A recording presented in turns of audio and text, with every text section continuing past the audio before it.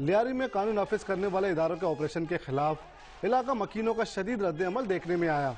ली market, Chakiwara, Kamila bus stop, Singo line, Dubai Chowk और Kadda market समेत दीगर इलाकों में लोग सड़कों पर निकल आए और शदीद एहतजाज किया।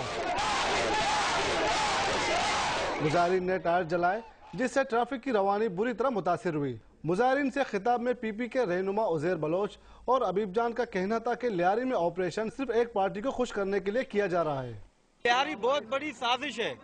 अब बाहर तो वहाँ पर दहशतगर्द अनासर बैठे हुए हैं, वो किसी को नजर नहीं आते हैं और सिर्फ लियारी वाले हर मसले में नजर आते हैं। उनके आंखें बंद है, वो सिर्फ पैसा कमाने में लगे हुए हैं। अवाम का फिक्र नहीं है, मुल्क का फिक्र नहीं है, बस सीट बच जाए, सीट में बैठे हुए नोटे चांपे। ली मार्केट में नामालूम अफराद की जानिब से हवाई फायरिंग भी की गई जिससे इलाके में खौफ रास फैल गया।